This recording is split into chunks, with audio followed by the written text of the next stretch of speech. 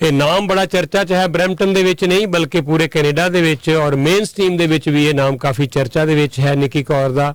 ਸੋ ਜਾਣਨਾ ਜ਼ਰੂਰੀ ਹੈ ਕਿ ਕੌਣ ਹੈ ਨਿੱਕੀ ਕੌਰ, ਕਿਉਂ ਉਹ ਇਲੈਕਸ਼ਨ ਦੇ ਵਿੱਚ ਆਏ ਨੇ, ਕੀ ਉਹਨਾਂ ਦੇ ਮੰਤਵ ਨੇ, ਇਹ ਸਮਝਣਾ ਜ਼ਰੂਰੀ ਹੈ। ਤੋ ਬੇਸ਼ੱਕ ਇਸ ਵੇਲੇ ਸਾਰੇ ਅੰਟਾਰੀਓ ਦੇ ਵਿੱਚ ਇਲੈਕਸ਼ਨ ਹੋ ਰਹੇ ਨੇ। ਸਾਡੇ ਗੁਆਂਢ ਦੇ ਵਿੱਚ ਮਿਸਾਗਾ ਹੈ, ਇੱਧਰ ਸਾਡੇ ਗੁਆਂਢ ਦੇ ਵਿੱਚ ਵੌਨ ਹੈ, ਕੈਲੇਡਨ ਹੈ, ਟੋਰਾਂਟੋ ਆਫ ਕੋਰਸ ਹੈ ਹੀ ਹੈ, ਹੋਰ ਵੀ ਬਹੁਤ ਸਾਰੀਆਂ ਮਿਊਨਿਸਪੈਲਿਟੀਜ਼ ਨੇ। ਲੇਕਿਨ ਜੋ ਸ਼ੋਰ ਸ਼ਰਾਬਾ ਕਹਿ ਲਓ, ਜੋ ਚਰਚਾ ਕਹਿ ਲਓ, ਉਹ ਬਰੈਂਪਟਨ ਦੇ ਇਲੈਕਸ਼ਨ ਦੀ ਹੈ, ਉਹ ਸ਼ਾਇਦ ਕਿਤੇ ਹੋਰ ਹੋਵੇ। ਤੇ ਬਰੈਂਪਟਨ ਦੇ ਵਿੱਚ ਵੀ ਫਿਰ ਜ਼ਿਆਦਾ ਚਰਚਾ ਮੇਅਰ ਦੇ ਇਲੈਕਸ਼ਨ ਦੀ ਜ਼ਿਆਦਾ ਹੈ। ਤੋ ਇਹਦੇ ਕੁਝ ਕਾਰਨ ਵੀ ਨੇ, ਤਾਂ ਆਓ ਉਹਨਾਂ ਕਾਰਨਾਂ ਨੂੰ ਸਮਝੀਏ ਕਿਉਂ ਨਿੱਕੀ ਹੋਰਾਂ ਨੇ ਫੈਸਲਾ ਲਿਆ ਇਸ ਇਲੈਕਸ਼ਨ 'ਚ ਆਉਣ ਦਾ, ਇਹ ਵੀ ਜਾਣਕਾਰੀ ਲਈਏ। ਸੋ ਆਓ ਤੁਹਾਨੂੰ ਮਿਲਾ ਰਹੇ ਹਾਂ ਅਸੀਂ ਨਿੱਕੀ ਕੌਰ ਹੋਰਾਂ। ਨਿੱਕੀ, ਪਹਿਲਾਂ ਤਾਂ ਸਵਾਗਤ ਹੈ ਤੁਹਾਡਾ ਸਟੂਡੀਓ ਦੇ ਵਿੱਚ। ਸਾਰਿਆਂ ਨੂੰ ਪਿਆਰ ਭਰੀ ਸਤਿ ਸ੍ਰੀ ਅਕਾਲ, ਨਮਸਕਾਰ ਐਂਡ ਸਲਾਮ। ਔਰ ਵੈਸੇ ਤਾਂ ਆਪਾਂ ਆਲਰੇਡੀ ਇੱਕ ਦੋ ਵਾਰੀ ਗੱਲ ਕਰ ਚੁੱਕੇ ਹਾਂ ਜਦੋਂ ਤੁਸੀਂ as a whistle blower city ਦੇ ਵਿੱਚ ਜੋ ਕੁਝ ਚੱਲ ਰਿਹਾ ਸੀ ਉਹਦੀ ਗੱਲ ਕਰ ਰਹੇ ਸੀ। ਕਾਫੀ ਚਰਚਾ ਤੁਸੀਂ ਉਸ ਵੇਲੇ ਮੀਡੀਆ 'ਚ ਆ ਰਹੇ ਸੀ। ਪਰ ਮੈਂ ਜਾਣਨਾ ਚਾਹਾਂਗਾ ਜਿਹੜੇ ਸਾਡੇ ਲਿਸਨਰ ਨੇ ਉਹ ਅੰਡਰਸਟੈਂਡ ਕਰਨਾ ਚਾਹਣਗੇ ਕਿ ਹੂ ਇਜ਼ ਨਿੱਕੀ ਕੌਰ। ਤੁਸੀਂ ਆਪਣੇ ਬਾਰੇ, ਆਪਣੇ ਪ੍ਰੋਫਾਈਲ ਬਾਰੇ ਦਿਓ ਥੋੜੀ ਜਾਣਕਾਰੀ। ਹਾਂਜੀ ਜ਼ਰੂਰ, thank you so much mister Saini. So ਸਾਰਿਆਂ ਤੋਂ ਪਹਿਲਾਂ ਮੈਂ ਦੱਸਣਾ ਚਾਹੁੰਦੀ ਹਾਂ ਵੀ ਮੈਂ ਪੇਸ਼ੇ ਤੋਂ ਵਕੀਲ ਹੈਗੀ ਹਾਂ and I am a proud Bramptonian. I've been here all my life. We lived in the J section of Brampton, that's where I grew up. And ਮੈਂ ਸਿਟੀ ਆਫ ਬ੍ਰੈਂਪਟਨ ਦੇ ਵਿੱਚ ਇੱਕ ਡਾਇਰੈਕਟਰ ਵੀ ਹੈਗੀ ਹਾਂ of planning, building and design. And ਮੈਨੂੰ 3 ਸਾਲ ਹੋ ਗਏ ਉੱਥੇ ਕੰਮ ਕਰਦੀ ਨੂੰ। ਜਦੋਂ ਦਾ ਆਪਾਂ ਆਪਣਾ ਮੇਰਾ ਇਲੈਕਸ਼ਨ ਸ਼ੁਰੂ ਕੀਤਾ ਵਾ, ਮੈਂ ਅਨਪੇਡ ਲੀਵ ਤੇ ਹੈਗੀ ਹਾਂ। I have a Bachelor of Health Psychology from York University, and then I went to law school and I came home. ਉਸ ਤੋਂ ਬਾਅਦ ਮੈਂ ਬੇ ਸਟਰੀਟ ਟੋਰਾਂਟੋ ਡਾਊਨਟਾਊਨ ਕੰਮ ਕੀਤਾ। ਫਿਰ ਮੈਂ ਆਪਦੀ ਜਿਹੜੀ ਲਾਅ ਪ੍ਰੈਕਟਿਸ ਆ ਉਹ ਡਾਊਨਟਾਊਨ ਬਰੈਂਪਟਨ ਦੇ ਵਿੱਚ ਮੇਨ ਐਂਡ ਵਾਰਡਨ ਤੇ ਵੀ ਐਸਟੈਬਲਿਸ਼ ਕੀਤੀ ਆ। ਔਰ ਤੁਸੀਂ ਪੋਲਿਟਿਕਸ 'ਚ ਵੀ ਮੈਂ ਕਿਹਾ ਨਵੇਂ ਨਹੀਂ ਹੋ ਸ਼ਾਇਦ, ਤੁਸੀਂ ਆਲਰੇਡੀ ਪੋਲਿਟਿਕਸ 'ਚ ਵੀ ਐਕਟਿਵਿਸਟ ਸੀ ਕਾਫੀ ਸਮੇਂ ਤੋਂ। ਹਾਂਜੀ, ਮੈਨੂੰ 2018-2019 'ਚ ਇੱਕ ਮੌਕਾ ਮਿਲਿਆ ਸੀ ਵੀ ਜਿਹੜੀ ਕੰਜ਼ਰਵੇਟਿਵ ਪਾਰਟੀ ਆਫ ਕੈਨੇਡਾ ਉਹਨਾਂ ਦੇ ਵਾਸਤੇ ਹੈਮਿਲਟਨ ਈਸਟ ਸਟੋਨੀ ਕ੍ਰੀਕ ਤੋਂ ਇਲੈਕਸ਼ਨ ਰਨ ਕਰਨ ਦਾ। ਠੀਕ ਹੈ ਜੀ। So you have already political experience ਔਰ ਮੁੱਦਿਆਂ ਨੂੰ ਵੀ ਸਮਝਦੇ ਹੋ। ਲੇਕਿਨ ਦੋ ਗੱਲਾਂ ਵੱਖਰੀਆਂ ਵੱਖਰੀਆਂ ਹੁੰਦੀਆਂ। ਇੱਕ ਤੁਸੀਂ ਐਜ਼ ਸਿਟੀ ਦੇ EMPLOYEE ਸੀ, ਸਿਟੀ ਵਾਸਤੇ ਕੰਮ ਕਰ ਰਹੇ ਸੀ। ਹੁਣ ਇੱਕ ਪੋਲੀਟੀਸ਼ੀਅਨ ਦੇ ਤੌਰ ਤੇ ਕਹਿ ਲਓ ਪਬਲਿਕ ਲਾਈਫ ਦੇ ਵਿੱਚ ਕੰਮ ਕਰ ਰਹੇ ਹੋ।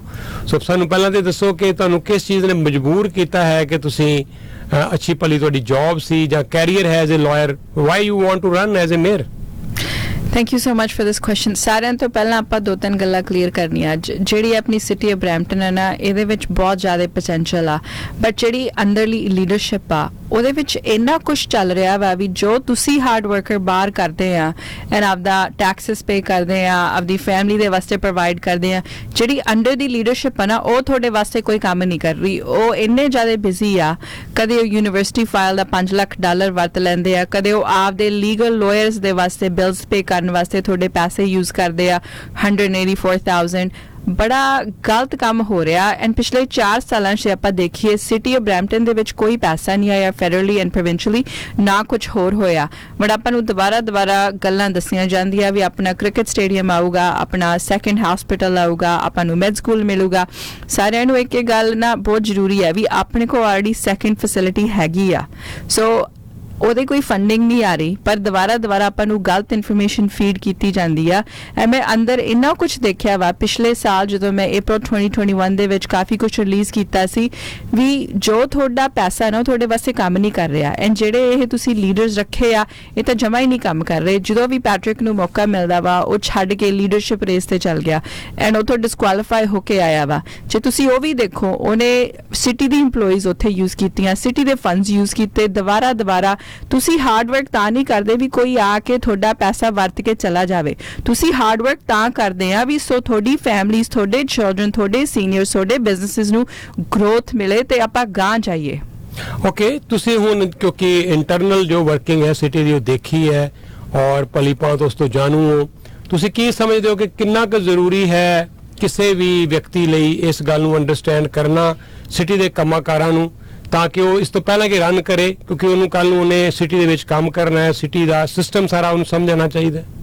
ਸਾਰਿਆਂ ਤੋਂ ਪਹਿਲਾਂ ਜਿਹੜੀ ਚੀਜ਼ ਨੂੰ ਤੁਸੀਂ ਰੈਪਰੈਜ਼ੈਂਟ ਕਰਦੇ ਆ ਤੇ ਜਿੱਥੇ ਤੁਸੀਂ ਜਾ ਰਹੇ ਆ ਤੁਹਾਨੂੰ ਉਹਦੀ ਬਹੁਤ ਜ਼ਿਆਦਾ ਨੌਲੇਜ ਹੋਣੀ ਚਾਹੀਦੀ ਆ।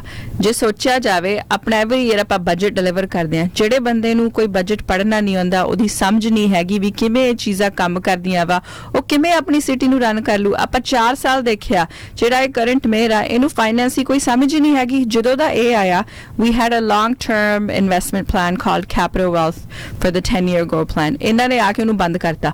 ਪਿਛਲੇ 4 ਸਾਲਾਂ ਦੇ ਵਿੱਚੋਂ ਆਪਣੇ ਲਿਬਰਲ MPs 5 ਬੈਠੇ ਆ, now we have 5 MPPs from the Conservative Party।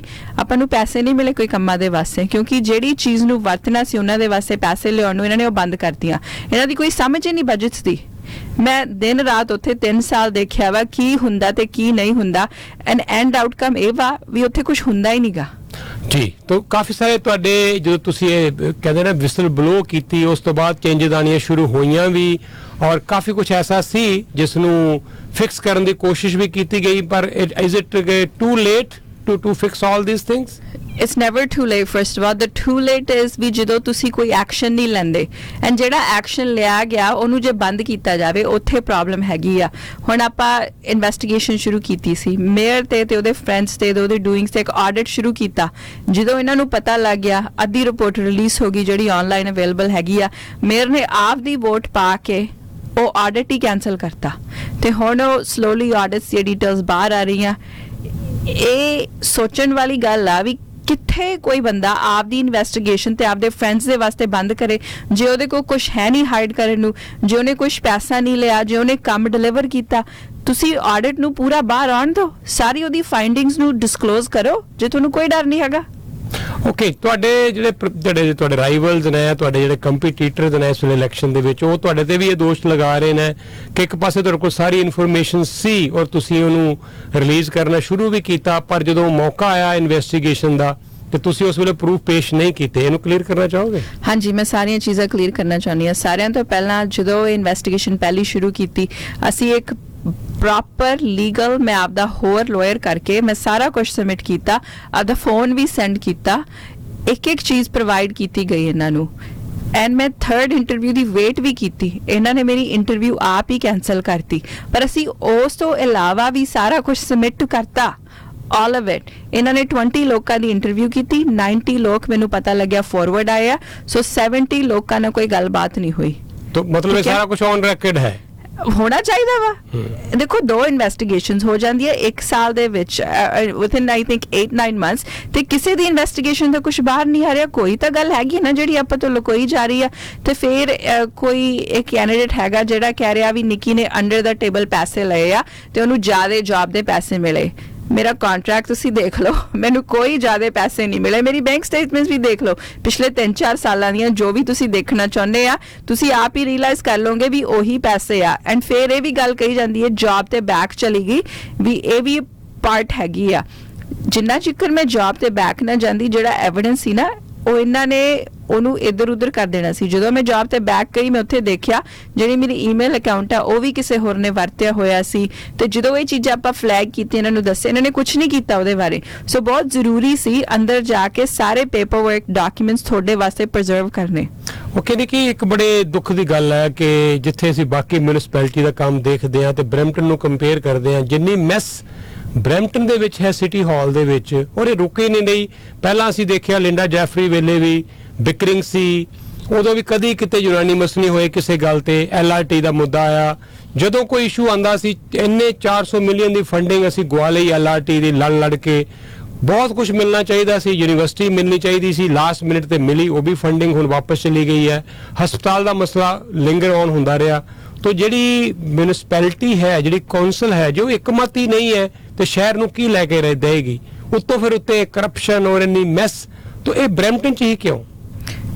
ਜਦੋਂ ਨਾ ਤੁਹਾਡੀ ਲੀਡਰਸ਼ਿਪ ਵੀਕ ਹੁੰਦੀ ਆ, ਜੇ ਆਪਾਂ ਯੂਨੀਵਰਸਿਟੀ ਦੀ ਗੱਲ ਲਈਏ, ਉਹ ਫੰਡਿੰਗ ਬੈਕ ਨਹੀਂ ਗਈ। ਪੈਟਰਿਕ ਨੇ ਆਪਦੇ ਫਰੈਂਡਸ ਨੂੰ ਕੰਟਰੈਕਟ ਦਿੱਤੇ, ਉਹ CP24 ਦੀ ਨਿਊਜ਼ ਵੀ ਹੈਗੀ ਆ, ਸਾਰਿਆਂ ਨੂੰ ਮੈਂ ਇਨਕਰੇਜ ਕਰਦੀ ਦੇਖੋ। ਜਦੋਂ ਆਪਾਂ ਇਹ ਜੀ ਲੀਡਰਸ਼ਿਪ ਨੂੰ ਕੱਢ ਦਿੰਨੇ ਨਾ, ਜਿਹੜੇ ਕੰਟਰੈਕਟਸ ਜਾ ਰਹੇ ਆ, ਇਹ ਜੋ ਸਟਾਫ ਨੂੰ ਸੈਲਰੀਜ਼ ਜਾ ਰਹੀਆਂ, ਆਪਾਂ ਨੂੰ city the at least $20 to $30 million save ਹੋਊਗਾ ਇਕੱਲੀ ਇੱਕ ਚੀਜ਼ ਤੋਂ। ਤੇ ਜੇ ਆਪਾਂ ਗੱਲ ਕਰੀਏ ਵੀ ਇੱਥੇ ਕੁਝ ਆਉਂਦਾ ਕਿਉਂ ਨਹੀਂ, ਜਿਹੜਾ ਲੀਡਰ ਪ੍ਰੋਵਿੰਸ਼ੀਅਲੀ ਤੇ ਫੈਡਰਲੀ ਡਿਸਪਾਈਜ਼ਡ ਆ, ਕਿਸੇ ਨਾਲ ਉਹਦੀ ਬਣਦੀ ਨਹੀਂਗੀ, ਸਾਰੇ ਉਹਨੂੰ ਕਹਿੰਦੇ ਉਹ ਲਾਇਰ ਆ, ਕੀ ਉਹ ਆਪਾਂ ਨੂੰ ਆ ਕੇ ਦੇ ਦੇਣਗੇ? ਜਦੋਂ ਵੀ ਇਹਨੂੰ ਮੌਕਾ ਮਿਲਦਾ ਇਹ ਬਰੈਂਪਟਨ ਛੱਡ ਕੇ ਕੋਈ ਹੋਰ ਜੌਬ ਵਾਸਤੇ ਚਲਾ ਜਾਂਦਾ ਵਾ। ਜਿਹੜੀ ਸਿਟੀ ਦੀ ਟਾਪ ਲੀਡਰਸ਼ਿਪ ਹੀ ਇਹ ਜੀ ਆ, ਉਹ ਸਿਟੀ ਦੀ ਰੈਪੂਟੇਸ਼ਨ ਕੀ ਹੋਊਗੀ? ਆਪਾਂ ਐਵਰੀ ਅਦਰ ਵੀਕ ਸੁਣਦੇ ਕਾਉਂਸਲ ਦੀ ਫਾਈਟ ਚੱਲ ਰਹੀ, ਕਾਉਂਸਲ ਡਿਵਾਈਡਡ ਆ, ਕਾਉਂਸਲ ਮੀਟਿੰਗ ਕੈਂਸਲ ਹੋ ਗਈ, ਕਾਉਂਸਲ ਮੀਟਿੰਗ ਫੇਰ ਰੱਖ ਲਈ, ਕੋਈ ਕਾਉਂਸਲਰ ਕੁਈਨਸ ਪਾਰਕ ਚਲਾ ਗਿਆ, ਉਹ ਪ੍ਰੀਮੀਅਰ ਨੂੰ ਰਿਕੁਐਸਟ ਕਰਦਾ ਵੀ ਐਕਸਟਰਾ ਮੇਅਰ ਪਾਵਰਸ ਨਾ ਦਿਓ। ਇਹ ਕਿਉਂਕਿ ਟਾਪ ਲੀਡਰਸ਼ਿਪ ਇੰਨੀ ਜ਼ਿਆਦਾ ਵੀਕ ਆ ਤੇ ਉਹ ਸਾਰੀ ਕਾਉਂਸਲ ਨੂੰ ਡਿਵਾਈਡ ਕੀਤਾ ਹੋਇਆ। 4 ਸਾਲ ਹੋ ਗਏ, that's a long time, ਕੁਛ ਨਹੀਂ ਹੁੰਦਾ ਅੰਦਰ।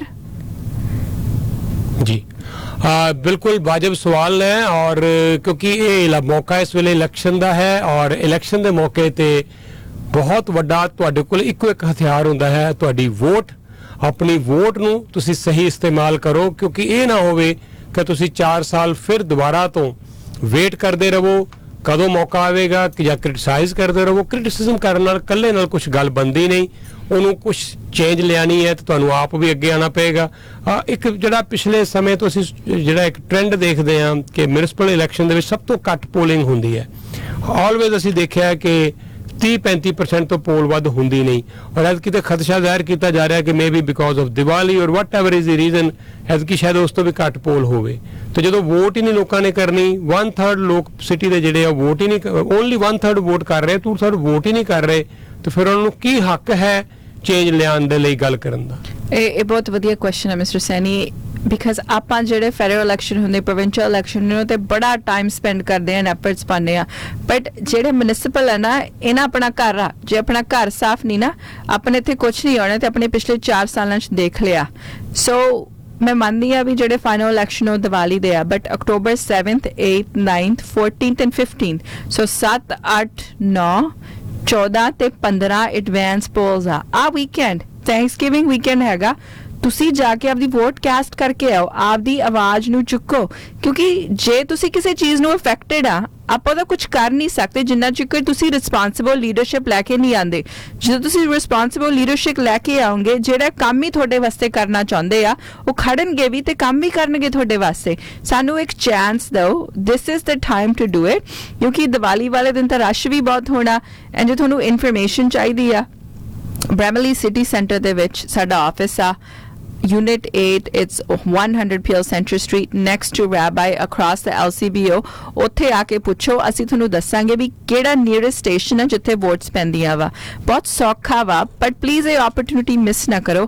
Anyone 18 and over Canadian citizen that's a resident of Brampton or owns a business in Brampton or has a rental property in Brampton can vote। Okay, ਮੈਂ ਇੱਕ ਥੋੜੀ ਜਿਹੀ ਡਿਟੇਲ ਮੈਂ ਵੀ ਦੇ ਦਿੰਦਾ ਤੁਹਾਨੂੰ। 7 ਤਾਰੀਖ ਨੂੰ ਫਰਾਈਡੇ ਹੈ, 12 ਵਜੇ ਤੋਂ ਲੈ ਕੇ 8 ਵਜੇ ਤੱਕ ਤੁਸੀਂ 8 ਘੰਟੇ ਹੈ ਤੁਹਾਡੇ ਕੋਲ ਵੋਟ ਪਾ ਸਕਦੇ ਹੋ ਬ੍ਰੈਂਪਟਨ ਸਿਟੀ ਹਾਲ ਦੇ ਵਿੱਚ ਜਾ ਕੇ।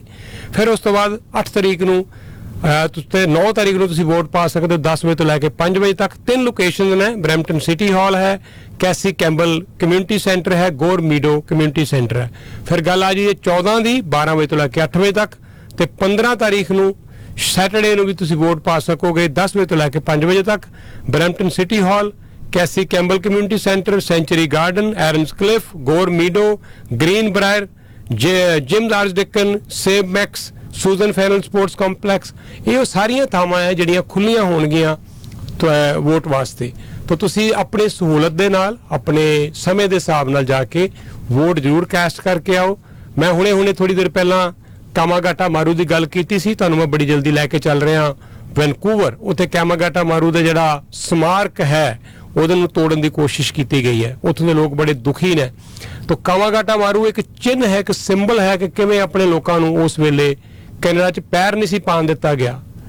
1 ਮਹੀਨਾ ਭੁੱਖੇ ਭਾਣੇ ਬੱਚੇ, ਉਹ ਸਭ ਲੋਕ ਵਾਪਸ ਮੋੜ ਦਿੱਤੇ ਗਏ ਇੰਡੀਆ ਜਾਂਦਿਆਂ। ਫਿਰ ਉਹਨਾਂ ਤੇ ਗੋਲੀਆਂ ਭਰਾਈਆਂ ਗਈਆਂ, ਕਿੰਨੇ ਉਹਨਾਂ 'ਚੋਂ ਜਾਨ ਦੇ ਗਏ। ਆਪਣੀ ਇੱਕ ਲੰਬਾ ਇਤਿਹਾਸ ਹੈ ਆਪਣੀ ਕਮਿਊਨਿਟੀ ਦਾ ਸੰਘਰਸ਼ ਦਾ, ਵੋਟ ਲੈਣ ਦਾ ਹੱਕ। ਪਹਿਲਾਂ ਤੇ ਇਸ ਕੰਟਰੀ 'ਚ ਆਉਣ ਦਾ ਹੱਕ, ਤੇ ਫਿਰ ਵੋਟ ਪਾਉਣ ਦਾ ਹੱਕ। ਹੁਣ ਅਸੀਂ ਖੁਦ ਖੜੇ ਹੋ ਸਕਦੇ ਹਾਂ, ਮੇਅਰ ਬਣ ਸਕਦੇ ਹਾਂ, ਮਿਨਿਸਟਰ ਬਣ ਸਕਦੇ ਹਾਂ, ਕੋਈ ਵੀ ਪੋਜੀਸ਼ਨ ਵਾਸਤੇ ਅਸੀਂ ਜਿਹੜਾ ਇਲੈਕਸ਼ਨ 'ਚ ਕੰਟੈਸਟ ਕਰ ਸਕਦੇ ਹਾਂ। ਔਰ ਬਣੇ ਵੀ ਹੈ ਆਪਣੇ ਲੋਕ, ਕਿਹੜੀ ਵੱਡੀਆਂ ਪੋਜੀਸ਼ਨਾਂ ਤੇ ਬੈਠੇ ਵੀ ਨੇ। ਤੋ ਇਸ ਕਰਕੇ ਇਹ ਬੜਾ ਵੱਡਾ ਇੱਕ ਸੰਘਰਸ਼ ਦਾ ਸਮਾਂ ਹੈ ਜਿਹੜਾ ਆਪਣੀ ਕਮਿਊਨਿਟੀ ਨੇ ਬਤਾਇਆ ਹੈ। ਬਜ਼ੁਰਗਾਂ ਦੀ ਮਿਹਨਤ ਹੈ, ਵੋਟ ਜਿਹੜੀ ਸਾਨੂੰ ਪਾਉਣ ਦਾ ਹੱਕ ਮਿਲਿਆ ਹੈ। तो ਅਸੀਂ ਇਹਦੀ ਵੈਲਿਊ ਨਹੀਂ ਸਮਝਦੇ ਕਿਉਂਕਿ ਸਾਨੂੰ ਬਹੁਤ ਆਸਾਨੀ ਨਾਲ ਇਹ ਹੱਕ ਮਿਲ ਗਿਆ। ਪਰ ਜਿਨ੍ਹਾਂ ਨੇ ਕਈ ਦਹਾਕੇ ਡੈਕੇਡਸ ਇਹਦੇ ਲਈ ਲੜਾਈ ਲੜੀ, ਉਹਨਾਂ ਨੂੰ ਪੁੱਛ ਕੇ ਦੇਖੋ ਕਿ ਉਹਨਾਂ ਨੇ ਕਿੰਨਾ ਕੁ ਸੰਘਰਸ਼ ਕੀਤਾ ਹੈ। ਤਾਂ ਮੇਰੀ ਤੁਹਾਨੂੰ ਇੱਕ ਬਾਰ-ਬਾਰ ਬੇਨਤੀ ਹੈ ਕਿ ਵੋਟ ਜਿਸ ਨੂੰ ਮਰਜ਼ੀ ਪਾਓ, ਤੁਹਾਡੀ ਚੁਆਇਸ ਹੁੰਦੀ ਹੈ, ਲੇਕਿਨ ਵੋਟ ਜ਼ਰੂਰ ਪਾਓ। ਇੱਕ ਅੱਛੇ ਸ਼ਹਿਰੀ, ਇੱਕ ਰਿਸਪੌਂਸਿਬਲ ਸਿਟੀਜ਼ਨ ਹੋਣ ਦਾ ਸਬੂਤ ਜ਼ਰੂਰ ਦਿਓ, ਤੇ ਇਹ ਤੁਹਾਡੇ ਲਈ ਇੱਕ ਮੌਕਾ ਹੈ। ਇਸੇ ਕਰਕੇ ਐਡਵਾਂਸ ਪੋਲਿੰਗ ਰੱਖੀ ਗਈ ਹੈ ਕਿ 24 ਤਰੀਕ ਤੱਕ ਦੀ ਵੇਟ ਨਾ ਕਰੋ। ਬਹੁਤ ਸਾਰੇ ਇਸ਼ੂਜ਼ ਨੇ ਬਰੈਂਪਟਨ ਦੇ ਵਿੱਚ, ਕ੍ਰਾਈਮ ਹੈ, ਯੂਨੀਵਰਸਿਟੀ ਦਾ ਇਸ਼ੂ ਹੈ, ਹਸਪੀਟਲ ਦਾ ਇਸ਼ੂ ਹੈ, ਟ੍ਰੈਫਿਕ ਦਾ ਮੁੱਦਾ ਹੈ, ਦੇਰ ਆਰ ਟਨਸ ਆਫ ਪ੍ਰੋਬਲਮਸ। ਇੱਕ ਹੋਰ ਇਸ਼ੂ ਜਿਹੜਾ ਬਾਰ-ਬਾਰ ਚਰਚਾ 'ਚ ਆਉਂਦਾ ਰਿਹਾ ਕਿ ਆਪਣੀ ਰਿਪਰੈਜ਼ੈਂਟੇਸ਼ਨ ਸਿਟੀ ਹਾਲ 'ਚ ਬੜੀ ਘੱਟ ਹੈ। ਤੁਸੀਂ ਤਾਂ ਕੰਮ ਕੀਤਾ ਹੈ, ਲੇਕਿਨ ਬਹੁਤ ਸਾਰੇ ਹੋਰ ਯੋਗ ਲੋਕ ਨੇ ਜਿਨ੍ਹਾਂ ਨੂੰ ਜੌਬ ਮਿਲਣੀ ਚਾਹੀਦੀ ਹੈ, ਪਰ ਉਹ ਜੌਬ ਬਾਹਰਲੇ ਸ਼ਹਿਰਾਂ 'ਚ ਜਾ ਕੇ ਮਿਲਦੀ ਹੈ। ਆਪਣੇ ਬੱਚਿਆਂ ਨੂੰ ਇੱਥੇ ਜੌਬ ਹੀ ਨਹੀਂ ਮਿਲ ਰਹੀ, ਆਪਣੇ ਬੱਚੇ ਕੁਆਲੀਫਾਈ ਵੀ ਕਰਦੇ ਨੇ ਅੱਛੀ ਜੌਬਸ ਵਾਸਤੇ। तो बहुत कुछ है ਜਿਹੜਾ ਬਦਲਣ ਵਾਲਾ ਹੈ। ਤੁਸੀਂ ਕੋਈ ਜਾਨ ਲਾਸਟ ਦੇ ਵਿੱਚ ਕੋਈ ਆਪਣਾ ਸੁਨੇਹਾ ਦੇਣਾ ਚਾਹੋ, any message you want to deliver at the end? ਹਾਂਜੀ, ਤੁਸੀਂ ਇਹ ਬਹੁਤ ਜ਼ਰੂਰੀ ਗੱਲ ਕੀਤੀ ਹੈ ਵੀ ਜਨਰੇਸ਼ਨਸ ਇੱਥੇ ਆਪਣੀਆਂ ਰਹਿ ਰਹੀਆਂ ਜਿਨ੍ਹਾਂ ਨੇ ਮੋਰ ਦੈਨ 120 ਇਅਰਸ ਆਪਣੀ ਸ਼ੁਰੂਆਤ ਕੀਤੀ। ਜਿਹੜੇ ਆਪਣੇ ਲੋਕ ਆ, ਜਿਹੜਾ ਪਾਸਪੋਰਟ ਆਪਾਂ ਵਰਤਦੇ ਨਾ ਟਰੈਵਲ ਕਰਨ ਨੂੰ, ਇਹ ਜਦੋਂ ਬੈਕ ਭੇਜੇ ਗਏ ਨਾ, ਇਹਨਾਂ ਨੂੰ ਉਦੋਂ ਦੱਸਿਆ ਗਿਆ ਵੀ ਡਾਕੂਮੈਂਟ ਲੈ ਕੇ ਆਓ। ਪਾਸਪੋਰਟ ਉਦੋਂ ਓਰੀਜਿਨੇਟ ਹੋਇਆ ਵਾ।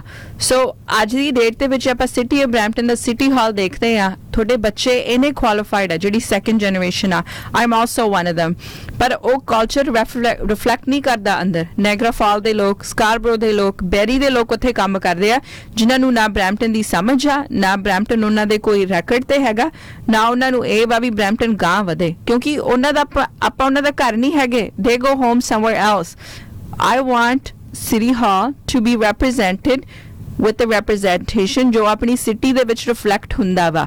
ਜਿਹੜੇ ਪੜ੍ਹੇ ਲਿਖੇ ਪ੍ਰੋਫੈਸ਼ਨਲਸ ਆ, ਉਹ ਜ਼ਰੂਰ ਉਹਨਾਂ ਨੂੰ ਮੌਕੇ ਮਿਲਣੇ ਚਾਹੀਦੇ ਆ, ਕੰਮ ਉਹਨਾਂ ਨੂੰ ਇੱਥੇ ਕਰਨਾ ਚਾਹੀਦਾ। ਐਂਡ ਇੱਕ ਪ੍ਰਾਊਡ ਫੀਲਿੰਗ ਆਪਾਂ ਨੂੰ ਹੋਣੀ ਚਾਹੀਦੀ ਵੀ ਜਿਹੜੇ ਇੱਥੇ ਸਿਟੀ ਦੇ ਵਿੱਚ ਕੰਮ ਕਰਦੇ ਆ ਉਹ ਰੈਪਰੈਜ਼ੈਂਟ ਕਰ ਰਹੇ ਆ। You pay into a system, ਤੁਸੀਂ ਇੰਨੇ ਟੈਕਸਿਸ ਦਿੰਦੇ ਆ, ਬਟ ਆਪਾਂ ਨੂੰ ਉਹਦਾ ਕੋਈ ਬੈਕ ਨਹੀਂ ਮਿਲ ਰਿਹਾ। ਮੈਂ ਉਹੀ ਕਹਿ ਰਹੀ ਹਾਂ ਵੀ ਪਲੀਜ਼ ਸਾਨੂੰ ਇੱਕ ਚਾਂਸ ਦਿਓ, ਸਾਨੂੰ ਇੱਕ ਮੌਕਾ ਦਿਓ। What we can do for you. ਪਹਿਲੀ ਜਨਰੇਸ਼ਨ ਨੇ ਆ ਕੇ ਇੰਨਾ ਇੱਥੇ ਕੰਮ ਕੀਤਾ, ਬੱਚੇ ਤੁਸੀਂ ਜੇ ਸੈਕੰਡ ਐਂਡ ਥਰਡ ਜਨਰੇਸ਼ਨ ਨੂੰ ਕੋਈ ਚਾਂਸ ਨਾ ਦਿੱਤਾ ਨਾ to control our city, to control our political offices, ਫਿਰ ਕੋਈ ਫਾਇਦਾ ਨਹੀਂ ਹੈਗਾ। ਚਲੋ ਜੀ, ਤੁਹਾਨੂੰ ਜਾਂਦੇ ਜਾਂਦੇ ਅਸੀਂ ਕੋਈ ਲਾਸਟ ਬੇਨਤੀ ਕਰਦੇ ਪਏ ਆ ਕਿ ਬਰੈਂਪਟਨ ਨੂੰ ਇੱਕ ਸਲੀਪਿੰਗ ਸਿਟੀ ਦਾ ਨਾਮ ਦਿੱਤਾ ਗਿਆ। ਕਹਿਣ ਨੂੰ ਸਿਟੀ ਬਿਊਟੀਫੁਲ ਹੈ, ਬਰੈਂਪਟਨ ਬਿਊਟੀਫੁਲ ਸਿਟੀ ਹੈ ਵੀ ਬਿਊਟੀਫੁਲ, ਕੋਈ ਸ਼ੱਕ ਨਹੀਂ, ਪਰ ਹੁਣ ਇਹ ਸਲੀਪਿੰਗ ਸਿਟੀ ਬਣਦੀ ਜਾ ਰਹੀ ਹੈ। ਸਵੇਰੇ ਤੁਸੀਂ ਉੱਠ ਕੇ ਦੇਖਦੇ ਹੋ ਤੇ ਸਾਰੇ ਪਾਸੇ ਕਾਰਾਂ ਬਾਹਰ ਨੂੰ ਜਾ ਰਹੀਆਂ ਹੁੰਦੀਆਂ। 410 ਸਾਊਥ ਬਾਉਂਡ ਦੇਖੋ, ਇੱਧਰ ਤੁਸੀਂ ਕੁਈਨ ਸਟਰੀਟ ਨੂੰ, ਬਰਵੇਡ ਨੂੰ ਦੇਖੋ, ਈਸਟ ਬਾਉਂਡ ਨੂੰ ਲੋਕ ਜਾ ਰਹੇ ਆ। ਸ਼ਹਿਰ ਤੋਂ ਬਾਹਰ ਲੋਕ ਨਿਕਲਦੇ ਆ ਤੇ ਸ਼ਾਮ ਨੂੰ ਸਾਰੀਆਂ ਜਿਹੜੀਆਂ ਸੜਕਾਂ ਬੰਪਰ ਟੂ ਬੰਪਰ ਹੁੰਦੀਆਂ ਜਦੋਂ ਰਸ਼ ਆਵਰ ਦੇ ਵਿੱਚ ਲੋਕ ਘਰਾਂ ਨੂੰ ਵਾਪਸ ਪਰਤਦੇ ਆ। ਕਹਿਣ ਦਾ ਮਤਲਬ ਕੀ ਹੈ ਕਿ ਲੋਕੀ ਸਿਰਫ ਸੌਣ ਲਈ ਇੱਥੇ ਆਉਂਦੇ ਆ, ਕੰਮ ਕਰਨ ਲਈ ਬਾਹਰ ਜਾਂਦੇ ਆ। ਇੱਦਾਂ ਹੀ ਆਪਣੇ ਬੱਚੇ ਆ, ਨਾ ਕੋਈ ਯੂਨੀਵਰਸਿਟੀ ਹੈ, ਸਾਰੇ ਬੱਚੇ ਬਾਹਰਲੇ ਸ਼ਹਿਰਾਂ 'ਚ ਪੜ੍ਹਦੇ ਆ। ਆਪਣੇ ਮਹਿੰਗੇ ਆਪਾਂ ਖਰਚੇ ਕਰਕੇ ਬੱਚਿਆਂ ਨੂੰ ਪੜ੍ਹਾਉਂਦੇ ਆ। ਹਸਪਤਾਲ ਹਾਲ ਇਹ ਤੁਸੀਂ ਦੇਖ ਹੀ ਲਿਆ ਹੈ ਕਿ ਓਵਰ ਕਰਾਊਡਡ ਹੈ ਔਰ ਬਹੁਤ ਸਾਰੀਆਂ ਸਮੱਸਿਆਵਾਂ। ਠੀਕ ਹੈ ਕਿ ਇੱਕੋ ਹੀ ਕੋਈ ਇਕੱਲਾ ਬੰਦਾ ਸਾਰੇ ਮਸਲੇ ਨੂੰ ਹੱਲ ਨਹੀਂ ਕਰ ਸਕਦਾ, ਬਟ ਜੋ ਕਲੈਕਟਿਵ ਲੀਡਰਸ਼ਿਪ ਹੋਵੇ ਔਰ ਉੱਪਰ ਥੱਲੇ ਸਾਰੀ ਸਮਝ ਬਣੀ ਹੋਵੇ ਤੇ ਫਿਰ ਬਹੁਤ ਸਾਰੀ ਫੰਡਿੰਗ ਆ ਸਕਦੀ ਹੈ, ਬਹੁਤ ਸਾਰੇ ਹੋਰ ਕੰਮ ਜਿਹੜੇ ਆਸਾਨੀ ਨਾਲ ਹੋ ਸਕਦੇ ਆ, ਜਿਹੜੇ ਇਸ ਵੇਲੇ ਚੈਲੰਜਿੰਗ ਸਾਨੂੰ ਲੱਗ ਰਹੇ ਆ। ਤਾਂ ਬਰੈਂਪਟਨ ਫਾਸਟੈਸਟ ਗਰੋਇੰਗ ਸਿਟੀ ਹੈ ਸਾਡੇ ਮੁਲਕ ਦੇ ਵਿੱਚ ਇਸ ਵੇਲੇ। ਸਭ ਤੋਂ ਤੇਜ਼ੀ ਨਾਲ ਜੇ ਕੋਈ ਸ਼ਹਿਰ ਵੱਧ ਰਿਹਾ ਅੱਗੇ ਤੇ ਉਹ ਬਰੈਂਪਟਨ ਹੈ। ਸਰੀ ਤੋਂ ਵੀ ਅਸੀਂ ਅੱਗੇ ਨਿਕਲ ਗਏ ਹਾਂ। ਤਾਂ ਇੰਨੇ ਜ਼ਿਆਦਾ ਲੋਕ ਇੱਥੇ ਸੈਟਲ ਹੋਣਾ ਚਾਹ ਰਹੇ ਆ, ਪਰ ਇਸ ਸ਼ਹਿਰ ਦੀਆਂ ਫਿਰ ਸਮੱਸਿਆਵਾਂ ਵੀ ਉਨੀਆਂ ਜ਼ਿਆਦਾ ਹੈ। ਤਾਂ ਇਹਦੇ ਲਈ 24 ਤਾਰੀਖ ਜਿਹੜਾ ਸ਼ਾਮ ਨੂੰ ਰਿਜ਼ਲਟ ਆ ਜਾਣਗੇ, ਪਤਾ ਲੱਗ ਜਾਏਗਾ ਕਿ ਤੁਸੀਂ ਕਿਸ ਨੂੰ ਚੁਣਿਆ ਹੈ, ਕਿਸ ਨੂੰ ਤੁਸੀਂ ਅਗਲੇ 4 ਸਾਲ ਲਈ ਇਹਦੀ ਵਾਗਡੋਰ ਦੇਣਾ ਚਾਹੁੰਦੇ ਹੋ। ਤਾਂ ਨਿੱਕੀ ਕੌਰ ਹੋਰੀ ਇੱਕ ਵਾਰੀ ਫਿਰ ਦੱਸ ਦਈਏ ਕਿ ਬਰੈਂਪਟਨ ਦੇ ਵਿੱਚ ਮੇਅਰਲ ਕੈਂਡੀਡੇਟ ਨੇ, ਮੇਅਰ ਦੇ ਅਹੁਦੇ ਦੇ ਉਮੀਦਵਾਰ ਨੇ। ਨਿੱਕੀ, ਤੁਸੀਂ ਆਏ ਸਟੂਡੀਓ 'ਚ, ਕਾਫੀ ਗੱਲਬਾਤ ਕੀਤੀ ਔਰ ਇਹ ਗੱਲਬਾਤ ਨੂੰ ਅਜੇ ਵੀ ਜਾਰੀ ਰੱਖਾਂਗੇ। ਆਉਣ ਵਾਲੇ 1-2 ਵਾਰੀ ਫਿਰ ਸ਼ਾਇਦ ਸਮਾਂ ਲੱਗਾ ਤੇ ਗੱਲ ਕਰਾਂਗੇ। ਐਨੀ ਤੁਹਾਡਾ ਕੋਈ ਲਾਸਟ ਮੈਸੇਜ ਜਾਣ ਤੋਂ ਪਹਿਲਾਂ? ਬਸ ਮੇਰਾ ਇਹੀ ਮੈਸੇਜ ਆ, ਪਲੀਜ਼ ਵੋਟ ਜ਼ਰੂਰ ਪਾ ਕੇ ਆਓ ਤੇ ਐਡਵਾਂਸ ਪੋਸਟ ਦਾ ਫਾਇਦਾ ਲਓ। ਸਾਨੂੰ ਵੀ ਮੌਕਾ ਦਿਓ ਵੀ ਅਸੀਂ ਵੀ ਤੁਹਾਨੂੰ ਕਿੰਨੀ ਵਧੀਆ ਸਿਟੀ ਸ਼ੋਅ ਕਰ ਸਕਦੇ ਹਾਂ 4 ਸਾਲਾਂ ਬਾਅਦ। ਠੀਕ ਹੈ ਜੀ। ਔਰ ਇਹ ਕਾਫੀ ਇਲੈਕਸ਼ਨ ਬੜਾ ਕਹਿੰਦੇ ਨੇ ਜੀ, ਬਰੈਂਪਟਨ ਦਾ ਸਭ ਦਾ ਫੋਕਸ ਹੈ। ਮੇਨ ਸਟ੍ਰੀਮ ਮੀਡੀਆ ਵੀ ਬਰੈਂਪਟਨ ਦੇ ਉੱਤੇ ਫੋਕਸ ਕਰ ਰਿਹਾ ਇਸ ਵੇਲੇ। ਬੜੇ ਸਾਰੇ ਕਾਰਨ ਨੇ। ਤਾਂ ਡੈਫੀਨੇਟਲੀ ਬੜਾ ਹਾਈ ਪ੍ਰੋਫਾਈਲ ਇਹ ਜਿਹੜਾ ਇਸ ਵੇਲੇ ਬਰੈਂਪਟਨ ਦੇ ਵਿੱਚ ਇਲੈਕਸ਼ਨ ਦਾ ਮਾਹੌਲ ਬਣਿਆ ਹੋਇਆ ਹੈ। ਤਾਂ ਪਲੀਜ਼ ਜਿਹੜੇ ਬਰੈਂਪਟੋਨੀਅਨ ਸਾਨੂੰ ਸੁਣ ਰਹੇ ਨੇ, ਕਾਫੀ ਵੱਡੀ ਗਿਣਤੀ ਤੁਸੀਂ ਬਰੈਂਪਟਨ ਦੇ ਹੁੰਦੇ ਹੋ, ਸਾਡੇ ਲਿਸਨਰ, ਮੈਨੂੰ ਪਤਾ ਹੈ। ਔਰ ਅਸੀਂ ਇਹ ਜਿਹੜੀ ਵੀਡੀਓ ਕਲਿੱਪ ਹੈ ਬਾਅਦ ਦੇ ਵਿੱਚੋਂ ਸ਼ੇਅਰ ਵੀ ਕਰਨੀ ਹੈ ਬਹੁਤ ਸਾਰੇ ਲੋਕਾਂ ਨਾਲ ਦੂਰ ਦੂਰ ਤੱਕ। तो ये मैसेज तो सब तक पहुंचाओ और वोट पाਉਣ जरूर आओ, ये ਤੁਹਾਨੂੰ बार-बार बेनती कर रहे हैं। थैंक यू निक्की, और ਤੁਹਾਡੇ ਨਾਲ ਫਿਰ जल्दी गल करांगे। Thank you so much. सत श्री अकाल।